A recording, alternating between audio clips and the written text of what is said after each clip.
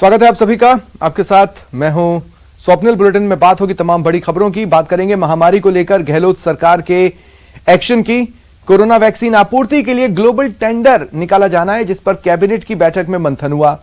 और बात होगी रैपिड टेस्ट की। कोरोना को मात देने के लिए सरकार ने एक बार फिर इसको मंजूरी दी है। साथ ही बात होगी तेल में फिर लगी आग की। मरुधरा में एक बार फिर पेट्रोल शतकवीर हो गया है। और आखिर में बात सवाई माधोपुर के दानव देवर की। तो देखते रहिए न्यूज 18 राजस्थान। तमाम बड़ी खबरों की बात करेंगे। शुरुआत करते हैं बड़ी खबर से। महामारी की मार जारी है और सरकार का एक्शन भी जारी है। आज गहलोत कैबिनेट की एक अहम बैठक हुई, जिसके बाद मंत्रिपरिषद की बैठक हुई। सीएम गहलोत ने बैठक की अध्यक्षता की। इस बैठक में वैक्सीन की कमी पर बातचीत हुई। मंथन किया गया कि आखिर वैक्सीन की कमी को दूर कैसे किया जाए। क्या विदेशों की राह पकड़ना एक रास्ता हो सकता है, इस पर भी मंथन हुआ।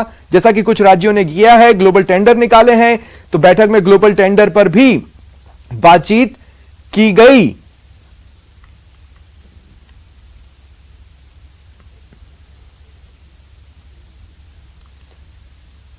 और बैठक से पहले मुख्यमंत्री अशोक गहलोत ने एक ट्वीट किया और वैक्सीन के ग्लोबल टेंडर के लिए केंद्र से अपील की। सीएम ने ट्वीट में लिखा है, देश में कोविड वैक्सीन की कमी के कारण कई प्रदेश दूसरे देशों से वैक्सीन लेने हेतु ग्लोबल टेंडर निकाल रहे हैं। बेहतर यह होता कि केंद्र सरकार ग्लोबल टेंडर निकालकर वैक्सीन खरीदती और राज्यों में वितरण करती, बाद में इसका भुगतान राज्य सरकारों से ले लेती। हालांकि देशवासियों की मांग है कि अन्य टीकों की तरह इस घातक महामारी का टीका केंद्र सरकार द्वारा पूरी तरह निःशुल्क उपलब्ध करवाया जाए। इससे वन स्टॉप प्रोक्योरमेंट की व्यवस्था बनती, जो सभी राज्यों के लिए बेहतर होती। और ज्यादा जानकारी के लिए बात करते हैं सहयोगी प्रेम मीना से। प्रेम, क्या कुछ जानकारी बैठक को लेकर? देखिए स्वप्निल जी, मैं आपको बताना चाहूंगा, अभी कुछ देर पहले ही गहलोत कैबिनेट की बैठक समाप्त हुई है, जिसमें लगभग सभी मंत्रियों ने ग्लोबल टेंडर जारी करने के लिए मुख्यमंत्री अशोक गहलोत को अधिकृत किया है। कोरोना की कमी पूर्ति करने के लिए अब गहलोत सरकार जल्दी डिसीजन लेगी। मुख्यमंत्री को अधिकृत करने के बाद अब ये लगभग तय माना जा रहा है कि सरकार वैक्सीन की कमी पूरी करने के लिए ग्लोबल टेंडर निकालेगी। हालांकि इसके लिए फिलहाल आधिकारिक घोषणा होने का इंतजार है। आज गहलोत कैबिनेट की बैठक में अब तक कोरोना की रोकथाम के क्या क्या उपाय किए गए हैं, इस पर मंथन किया गया था। अब से कुछ ही देर बाद ऐसा माना जा रहा है कि मंत्री प्रताप सिंह खाचरियावास कैबिनेट के अहम फैसलों की जानकारी देंगे। हमें फिलहाल आधिकारिक जानकारी का इंतजार है, लेकिन इतना लगभग तय है कि कोरोना वैक्सीन की कमी पूरा करने के लिए गहलोत सरकार पूरी तरह अलर्ट मोड पर है।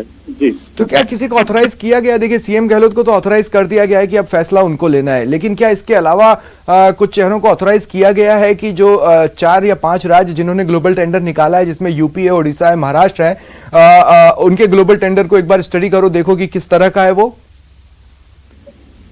देखिए स्वप्न जी, दरअसल सभी मंत्रियों ने मुख्यमंत्री अशोक गहलोत को ही अधिकृत किया है। अब ये काम स्टडी करने का काम अधिकारियों का है और इसमें शायद 1-2 दिन का समय लग सकता है, लेकिन जिस तरह कोरोना वैक्सीन की कमी चल रही है प्रदेश में और 18 से 44 वर्ष उम्र के जो व्यक्ति है उनको टीका नहीं लग पा रहा है, तो इसको लेकर मुख्यमंत्री अशोक गहलोत भी बेहद चिंतित है। तो अब केंद्र सरकार ने तो लगभग अपने हाथ खड़े ही कर दिए हैं और राज्य सरकारों को जिम्मेदारी सौंप दी है वैक्सीन के लिए। अब राज्य सरकारों की जिम्मेदारी, राज्य तो ऑलरेडी जिम्मेदारियों की मांग कर रहे थे, तो केंद्र ने राज्यों को जिम्मेदारी दे दी, लेकिन राज्य एक बार फिर केंद्र की इन्वॉल्वमेंट भी चाहते हैं, जैसा कि आज सीएम ने ट्वीट किया, खासकर ग्लोबल टेंडर को लेकर।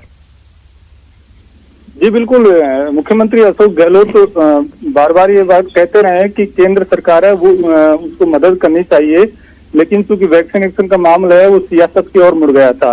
अब तो ये स्पष्ट हो गया है कि राज्य सरकारों को ही तय करना है। आज ही दिल्ली के उप मुख्यमंत्री मनीष सिसोदिया ने क्लियर कर दिया है कि वैक्सीन की कमी को पूरा करने के लिए ग्लोबल टेंडर जारी करने की प्रक्रिया शुरू हो चुकी है। तो अब गहलोत सरकार है वो भी दिल्ली सरकार और महाराष्ट्र सरकार है उनकी राह पर ही चलेगी। इसके अलावा सरकार के पास कोई विकल्प भी नहीं बचा है। ठीक है, शुक्रिया प्रेम तमाम बातचीत के लिए। और बात कर लेते हैं कोरोना के कोहराम की। देखिए, पिछले 24 घंटे के आंकड़े आ चुके हैं और हर एक आंकड़ा एक बार फिर डरा रहा है। पिछले 24 घंटे में 164 मरीज जिनका इलाज चल रहा था, जो कोरोना से पीड़ित थे, 164 ऐसे मरीज अब हमारे बीच नहीं हैं। उन्होंने हमारा साथ छोड़ दिया है, दुनिया छोड़कर चले गए हैं, उन्होंने दम तोड़ दिया। पिछले 24 घंटे में नए केसेस की बात कर लें तो जितने भी जांच सैंपल्स पिछले 24 घंटे में अपने नतीजे तक पहुंच पाए, उनमें से 16,384 नए कोरोना केस डिटेक्ट हुए हैं। जयपुर लगातार त्राहिमाम कर रहा है। सबसे ज्यादा कहर कोरोना ने राजधानी जयपुर में ही बरपा रखा है। हालांकि थिंक टैंक को यह भी सोचना होगा कि किसी भी प्रदेश की राजधानी सबसे ज्यादा जागरूक मानी जाती है प्रदेश में, लेकिन ऐसी जागरूक राजधानी पर आखिर इस तरह की मार पड़ रही है तो जरूर लोगों की लापरवाही एक कारण रही होगी। और ऐसे में एक नए मॉडल को जयपुर में इंप्लीमेंट करने की जरूरत है। 58 लोगों की जयपुर में मौत हुई है। सबसे ज्यादा केस भी जयपुर में ही सामने आए, 3,214। 12,840 लोग पिछले 24 घंटे में रिकवर होकर डिस्चार्ज हुए। और इधर एक्टिव केस लगातार मरुधरा में 2 लाख के पार पिछले कुछ दिनों से बने हुए हैं। और पिछले 24 घंटे में जिलेवार किस तरह की स्थिति रही वो भी जान लीजिए आप।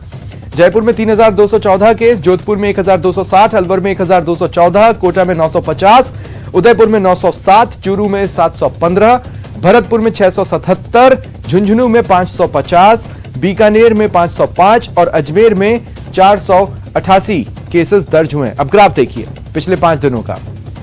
मैं बात सिर्फ बीते 24 घंटे की नहीं कर रहा हूं, मैं बात कर रहा हूं बीते 24 घंटे और साथ ही उसके बीते 4 और दिनों की, यानी 5 दिनों में किस तरह से कोरोना का कहर बरपा है प्रदेश पर। 5 दिन में 84,859 केस, 812 मौत।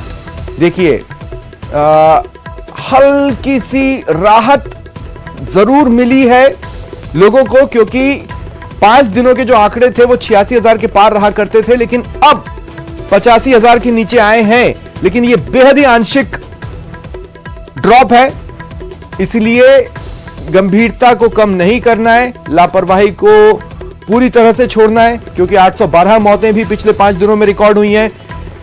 किस तरह से ये आंकड़े रहे नए कोरोना केसेस के और मौतों के पिछले 5 दिनों में, वो आपके टीवी स्क्रीन पर ग्राफ के जरिए आप देख पा रहे हैं।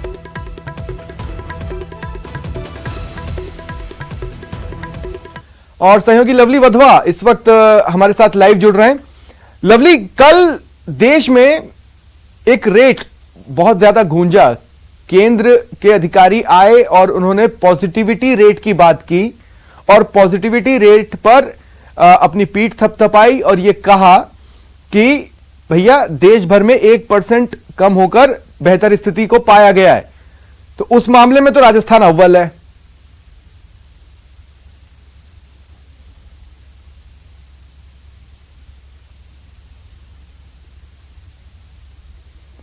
लवली सुन पा रहे हैं मुझे?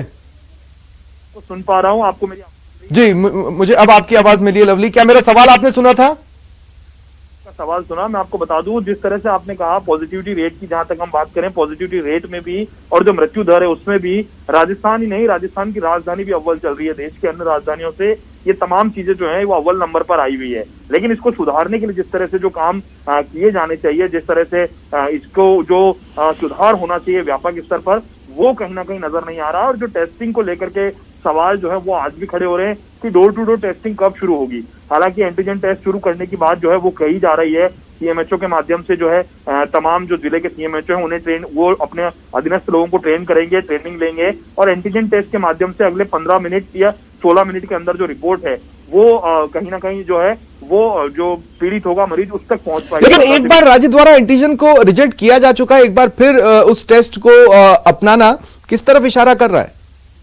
देखिए स्वप्निल, एंटीजन टेस्ट जो है, एंटीजन टेस्ट की जो खासियत जो सोर्सेज बताते हैं हेल्थ डिपार्टमेंट के, वो ये कहते हैं कि एंटीजन टेस्ट में पॉजिटिविटी की जो रेट है, जिस तरह से आरटीपीसीआर के अंदर लगातार जो 100 में से 40 से 50% टेस्ट पॉजिटिव आते हैं, एंटीजन के अंदर जो ये रफ्तार है ये कम होती है। 10 से 20% जो लोग हैं वो पॉजिटिव आते हैं, तो ऐसे में कम होती है। 10 से 20% जो लोग हैं वो पॉजिटिव आते हैं। तो ऐसे में बड़ी बात यह है कि जो हल्के खांसी जुकाम और बुखार वाले जो लोग हैं, जिनमें हल्के और नॉर्मल सिम्टम्स है, जो घर में इलाज करा सकते हैं, पॉजिटिव आने के बाद वो लोग अस्पताल में चले जाते हैं, प्राइवेट हॉस्पिटल्स में चले जाते हैं। ऐसा का ये रिसर्च महाराष्ट्र दिल्ली और कई अलग अलग राज्यों के अस्पतालों पर किया गया। तो उसके बाद में एंटीजन टेस्ट को लाया गया। एंटीजन टेस्ट के माध्यम से जो वाकई संक्रामक ज्यादा है, जिसे वाकई अस्पताल की जरूरत है, उसे वहां पर जो है आरटीपीसीआर के अलावा, एंटीजन के अलावा सीटी स्कैन कराया जाता है और उसके बाद में उसे वहां पर एडमिट किया जाता है। दो चीजें तो ये बड़ी महत्वपूर्ण हो गई। और जहां तक वैक्सीनेशन की बात है, अगर वैक्सीनेशन का काम साथ साथ में चलेगा तभी हम युद्ध स्तर पर इस युद्ध को लड़ने में कामयाब हो पाएंगे। जहां तक सवाल रहता है संक्रमण की चेन का, लवली देखिए, जन अनुशासन पखवाड़ा अगर सफल रहा होता तो लॉकडाउन की जरूरत नहीं पड़ती। ये आंकड़े अपने आप में गवाही दे रहे हैं। अब लॉकडाउन कितना सफल रहा है ये तो 14 दिनों के, कुछ दिनों के बाद जो आंकड़े चालू होंगे वो बताएंगे। लेकिन आज का लॉकडाउन का ये तीसरा दिन किस तरह का रहा, किस तरह की सुर्खियां रही, खासकर राजधानी में? देखिए, लॉकडाउन में राजधानी जयपुर की जहां तक बात की जाए, तीसरा दिन है। अस्पतालों के अंदर जस के तस हालात बने हुए हैं। लगातार पेशेंट्स की आवक जो है वो लगातार बनी हुई है। जयपुर शहर के अंदर करीब 10,000 से ज्यादा पेशेंट जो है इस वक्त एडमिट है। और जो बेड्स की संख्या की बात की जाए तो बेड्स की किल्लत जो है वो लगातार बरकरार बनी हुई। कुछ एक अस्पताल है जहां से बेड खाली होने की सूचनाएं मिल रही है, लेकिन जो डेथ का रेशियो है वो जयपुर में सबसे ज्यादा है। तो ऐसे में चिंताजनक स्थिति तो है ही। अब लोग इस बात का इंतजार कर रहे हैं कि चिकित्सा विभाग जो वैक्सीनेशन को लेकर के किस तरह से तेज गति से काम करेगा। लोग जो है वो मानने को तैयार नहीं। अभी भी आप सड़कों पर निकलेंगे तो आपको वाहन नजदीक की रेलम पेल जो है वो नजर आ सकती है। लॉकडाउन की ग्राउंड पर अगर पालना नहीं करा पाएगा शासन प्रशासन तो इसे संभालना बहुत मुश्किल हो जाएगा। अब ग्लोबल टेंडर की बात की जा रही है। कई राज्यों की जो रिपोर्ट्स हैं, कई राज्य जो टेंडर कर रहे हैं उनकी रिपोर्ट्स को राजस्थान के स्वास्थ्य विभाग ने मंगाया है। रिसर्च का काम, जो अध्ययन का काम है वो करीब अफसरों ने पूरा कर लिया है। केवल मुख्यमंत्री की सहमति का इंतजार है और उसके बाद में ग्लोबल टेंडर राजस्थान करने जा रहा है। तो बड़ी बात यह, वैक्सीनेशन को लेकर के जिस तरह की हाहाकार, ये जो वैक्सीनेशन को लेकर के जो ये कतारें आज लग रही है, अगर ये कतारें पहले भी लग जाती 2 से 3 महीने पहले जब हमारे पास वैक्सीन अवेलेबल थी, तो शायद आज कुछ लोगों को हम बचा सकते होते। आज कुछ लोग जो हैं वो अपनी जान भी बचा लेते और उसके बाद वो संक्रमित होने से भी बच जाते। लेकिन जो लापरवाही है ग्राउंड स्तर पर वो अभी भी नजर आ रही है। कुछ एक शहरों के अंदर जो है जहां पर 100 से ज्यादा केसेस डेली आ रहे थे ग्रामीण इलाकों में, वहां पर जरूर कंप्लीट लॉकडाउन किया गया है वहां के स्थानीय प्रशासन और स्थानीय लोगों ने अपनी सहमति से। लेकिन शासन के द्वारा जिस तरह से सख्ती की जानी चाहिए ग्राउंड पर, वो सख्ती जो है पूरी तरह से नजर नहीं आ रही है। जो क्वारंटीन सेंटर है। ठीक है, शुक्रिया लवली हमारे साथ जुड़ने के लिए और तमाम बातचीत के लिए। और इस बीच डीआरटीओ द्वारा बनाई गई 2-डीऑक्सी डी ग्लूकोज दवा सबसे पहले दिल्ली के डीआरडीओ कोविड अस्पतालों में दी जाएगी। सूत्रों के मुताबिक अगले 1-2 दिन में 2DG को कोरोना पीड़ितों के इलाज के लिए अस्पताल में भेजा जाएगा। डीआरडीओ के वैज्ञानिकों के मुताबिक यह दवा एक पाउडर के रूप में होगी। इसका इस्तेमाल भी बहुत आसान होगा। मरीज की स्थिति के हिसाब से डॉक्टर तय करते हैं कि कितनी मात्रा में यह दवा देनी है। डीआरडीओ की प्रयोगशाला इनमास ने हैदराबाद की एक निजी कंपनी डॉक्टर रेड्डी लैब के साथ मिलकर यह दवा तैयार की है। क्लिनिकल रिसर्च के दौरान 2DG दवा के 5.85 ग्राम के पाउच तैयार किए गए थे, जिन्हें सुबह शाम एक पाउच पानी में घोलकर रोगी को दिया गया और उसके परिणाम काफी बेहतर आए। इन्हीं सुधार के आधार पर drug controller general of India ने इमरजेंसी इस्तेमाल के लिए मंजूरी दी। सूत्रों की माने तो डॉक्टर रेड्डी लैब बड़ी तादाद में इस दवा को बनाने के काम में लगी हुई है। अगले 10 से 15 दिनों में इसे व्यावसायिक इस्तेमाल के लिए देश के अस्पतालों में भेजा जा सकता है। ये दवा कोरोना संक्रमण से बचने के लिए ही नहीं, बल्कि संक्रमित होने के बाद उसे फैलने न देने के लिए भी है।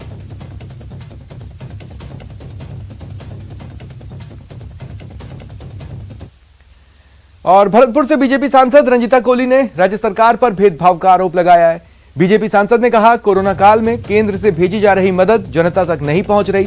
प्रशासन की नाकामी के चलते वेंटिलेटर्स का इस्तेमाल भी ढंग से नहीं हो पा रहा। पीएम केयर से मिले हुए वेंटिलेटर्स निजी अस्पतालों को देने का मामला लगातार तूल पकड़ता जा रहा है। रंजीता जी, ये जो पूरा मामला है, आपको इसमें क्या गलत लगता है कि आप यहां पर आज आई? आप मंत्री जी से क्या बात हुई है, सबसे पहले आप ये बताएं। आज ही माननीय डॉक्टर हर्षवर्धन जी, स्वास्थ्य मंत्री डॉक्टर हर्षवर्धन जी से मेरी मुलाकात हुई थी। और बीजेपी सांसद निहाल चंद मेघवाल ने सरकारी वेंटिलेटर को निजी अस्पताल को देने पर गहलोत सरकार पर निशाना साधा। निहाल चंद ने कहा कि केंद्र से भेजे गए 1500 वेंटिलेटर राजस्थान में धूल भाग रहे हैं, जबकि कोरोना काल में इन वेंटिलेटर्स की मदद से सैकड़ों लोगों की जान बचाई जा सकती थी। उन्होंने कहा, केंद्र सरकार राजस्थान सरकार को हर संभव मदद उपलब्ध कराने का प्रयास कर रही है, चाहे ऑक्सीजन सप्लाई हो या जीवन रक्षक दवाइयों की सप्लाई हो। राजस्थान सरकार के कुप्रबंधन की वजह से भरतपुर में केंद्र सरकार द्वारा दिए गए वेंटिलेटर को निजी अस्पताल के किराए पे देना राजस्थान सरकार का एक विफलता का उदाहरण है। प्रधानमंत्री जी केयर फंड से राजस्थान में और पूरे भारत में पीएसए स्वीकृत हुए 551 पीएसए, हर जिले में पीएसए लगेगा और राजस्थान के ऑक्सीजन का कोटा जितना डिमांड राजस्थान में किया है उनको पूरा करने के लिए केंद्र सरकार प्रतिबद्ध है। 435 मीट्रिक टन ऑक्सीजन आज राजस्थान को मिल रही है। मैं राजस्थान प्रदेश की जनता के माध्यम से मैं प्रदेश सरकार को कहना चाहूंगा कि जो जीवन रक्षक दवाई है, जो ऑक्सीजन की कालाबाजारी हो रही है, उनको राजस्थान सरकार तुरंत रोके ताकि यह जीवन रक्षक दवाई और ऑक्सीजन जिन लोगों को जरूरत है उनको सही समय पर मिल सके। वेंटिलेटर मामले पर नेता प्रतिपक्ष गुलाबचंद कटारिया ने गहलोत सरकार पर निशाना साधा। कहा, सरकार भरतपुर के वेंटिलेटर स्कैंडल को छुपाने के लिए अब ऐसे आदेश निकाल रही है जिससे लगे कि सरकार बिल्कुल पाक साफ है। उन्होंने सरकार से मांग की कि वो बताए कि प्रदेश भर के अस्पतालों में कितने वेंटिलेटर और अन्य जीवन रक्षक उपकरण हैं जिनका सरकारी अस्पतालों में इस्तेमाल नहीं हो रहा। या वहाँ जो भी मरीज जा रहा है उनको ये सब प्रकार की सुविधाएं उपलब्ध हो जाने के बाद भी वहाँ ये साधन सरप्लस पड़े हुए हैं, जिनके कारण से आपने 11 तारीख को ये आदेश निकालकर बड़ा मानवीय कदम जनता के सामने रखा। मेरी आपसे विनम्र प्रार्थना है कि अगर भरतपुर में हुए जिस प्रकार का स्कैंडल सामने आया कि प्राइवेट हॉस्पिटल ने इस प्रकार के साधनों का 40-40 हजार रुपया एक तरह से लोगों से वसूल किया है, तो क्या उसको रफा दफा करने के लिए इस आदेश का आधार लिया है। और इस संकट काल में हम आपके साथ हैं। कोरोना संकट के बीच न्यूज 18 की ये पहल रोज दोपहर 2 बजे देखिए। कोरोना से बचाव, डॉक्टर के सुझाव। जिनको पहले से है कोई बीमारी, कोरोना से उनको है खतरा भारी। इलाज से बेहतर बचाव है, लेकिन बचाव की सही जानकारी का अभाव है।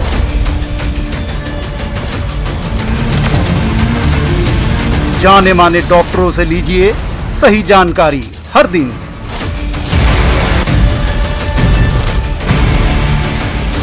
कोरोना से बचाव, डॉक्टर के सुझाव।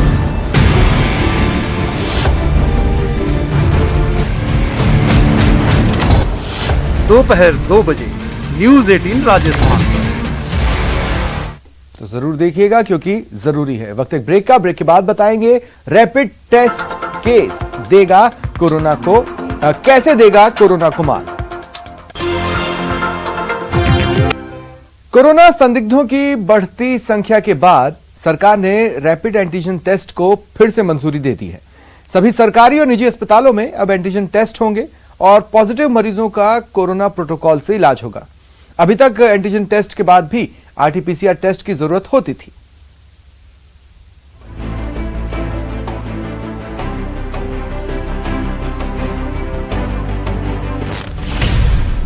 ग्रामीण इलाके में बढ़ा कोरोना का खतरा, रैपिड एंटीजन टेस्ट को फिर से मिली मंजूरी।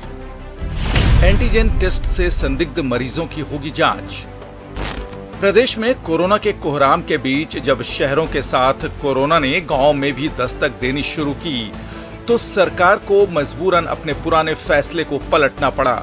बड़ी संख्या में कोरोना के संदिग्ध मरीजों की संख्या को देखते हुए प्रदेश में फिर से रैपिड एंटीजन टेस्ट को मंजूरी दी गई है। सभी जिला कलेक्टर, सीएमएचओ, पीएमओ और मेडिकल कॉलेज को ये निर्देश दिए गए हैं। ILI लक्षण वाले मरीजों की होगी रैपिड जांच। सरकारी अस्पताल और निजी अस्पतालों में रैपिड जांच को इजाजत।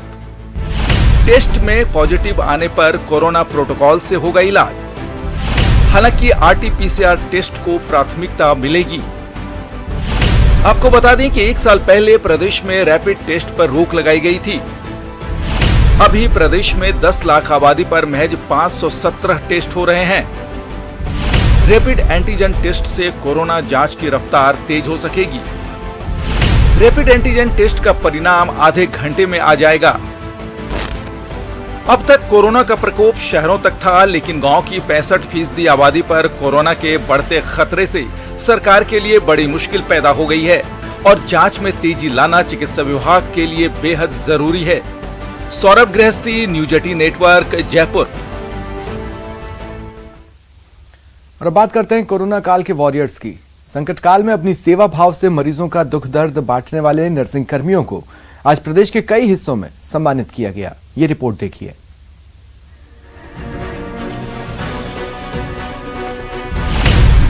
विश्व नर्सिंग दिवस पर सम्मान।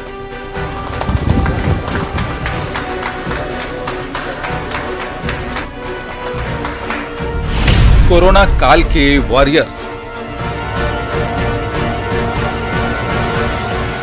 आज अंतर्राष्ट्रीय नर्सेस डे है और ये नर्सिंग कर्मी अपनी भूमिका निभाते हुए नजर आते हैं। इस कोरोना के काल में विराम लगाने की अनूठी पहल कर रहे हैं।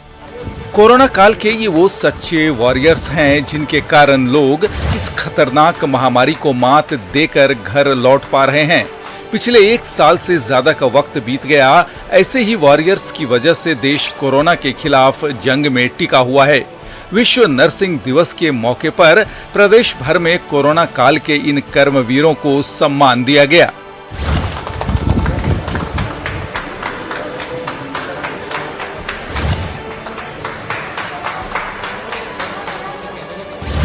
वहीं कई जगहों पर खुद नर्सिंग कर्मियों ने विश्व नर्सिंग दिवस के मौके पर हर हाल में मरीजों की सेवा का अपना संकल्प दोहराया। सर, हमें बहुत खुशी मिलती है कि हम हॉस्पिटल के अंदर मरीजों की सेवा कर रहे हैं। जैसे वो क्वारंटीन रहते हैं या फिर वो बेड पे रहते हैं, तो हमें मतलब बहुत अच्छा लगता है उनकी सेवा करना, कि वो जल्दी से जल्दी ठीक हो जाए और ठीक होकर अपने घर चले जाए। तो हम रात दिन उनकी सेवा करते हैं। बहुत खुशी मिलती है क्योंकि एक स्वास्थ्य ही हमारा है जो जिसके प्रति हम उनकी सेवा करते हैं। बीमार व्यक्तियों की सेवा करना ही सबसे बड़ा धर्म है। तो जब वो ठीक होते हैं तो हमें बहुत आत्म शांति मिलती है। कोरोना काल ने नर्सिंग कर्मियों को और मजबूत किया है। वहीं इनकी सेवा भावना ने समाज में इनके लिए एक अलग जगह बनाई है। वैश्विक महामारी में जिस प्रकार से हमारे डॉक्टर्स, हमारे नर्सिंग स्टाफ, हमारा पैरामेडिकल स्टाफ खुद की जान की परवाह ना करके आगे बढ़ करके मरीजों को बचाने में लगा हुआ है। खुद के संक्रमण की चिंता ना करके संक्रमित मरीजों को किस प्रकार से ठीक किया जाए, उसके लिए वो दिन रात मेहनत कर रहे हैं। कोरोना के बढ़ते संक्रमण के बीच नर्सिंग स्टाफ ने गांव के छोटे पीएचसी और सीएचसी से लेकर शहर के बड़े बड़े अस्पतालों में अपनी उपयोगिता साबित की है। कोरोना के संकट काल में नर्सिंग कर्मियों का काम सिर्फ इलाज तक न होकर निराशा से जूझ रहे मरीजों को जीवन की नई दिशा देना भी है। विश्व नर्सिंग डे के मौके पर सेवा भाव से जुड़े ऐसे सभी लोगों को सलाम। Bureau report, news 18 network. वक्त एक ब्रेक का है। ब्रेक के बाद बताएंगे कैसे बदनीयती की आग में झुलस गया एक परिवार।